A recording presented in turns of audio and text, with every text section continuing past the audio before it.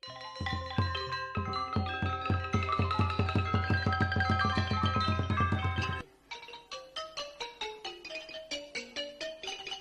ធីបុណ្យចម្រើនបច្ចុប្បន្នស្រោចស្រពសុគន្ធវរីនិងតក្កណានុបទានខ្ញុំព្រះករុណាយើងខ្ញុំទាំងអស់គ្នាជាពុទ្ធបរិស័ទចំណោះជើងវត្តអង្គឌីព្រមទាំងសិស្សគន់ពុទ្ធបរិស័ទចិត្តឆ្ងាយបានស្រស់ស្រួលមូលមតិគ្នាជាឯកច្ឆន្ទគោរពធ្វើបុណ្យស្រោចស្រពសុគន្ធវរីចម្រើនបច្ចុប្បន្នប្រគេនព្រះគ្រូចៅអធិការព្រះនាមធម្មារាមោហិសម្ពោធជាព្រះគ្រូចៅអធិការនាពេលបច្ចុប្បន្នក្រោមព្រះអធិបតីភាពដ៏ខ្ពង់ខ្ពស់របស់ព្រះគ្រូកម្ពីរដ្ឋថែងាត់ច័ន្ទតារាព្រះរាជាគណៈថ្នាក់ចត្វានិងជាព្រះចលធិវាសីព្រះមេគន្ធខេត្តកំពតនិងព្រះគ្រូបតុមគេមរៈលីសំអល់ព្រះអនុគុណស្រុកឈូកនិងព្រះសហការីព្រមទាំងប្រពៃពិធីបុណ្យតក្កណានុបទានបច្ច័យ4ដើម្បីរំលឹកឧទ្ទិសមហាកុសលប្រគេននិងជូនចំពោះអតីតព្រះគ្រូចៅអធិការនិងលោកអាចារ្យគណៈកម្មការ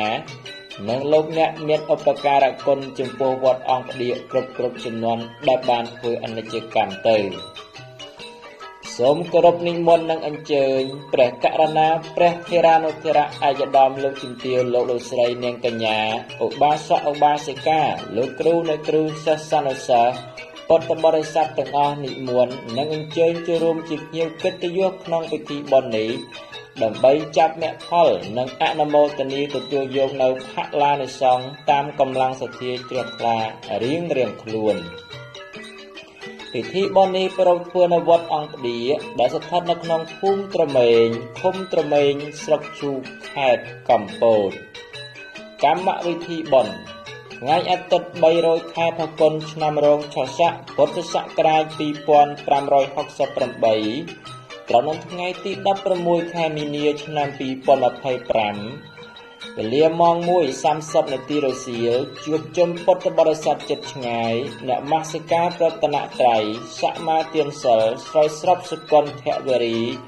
និងនិមន្តព្រះសង្ឃចម្រើនព្រះបរិត្ត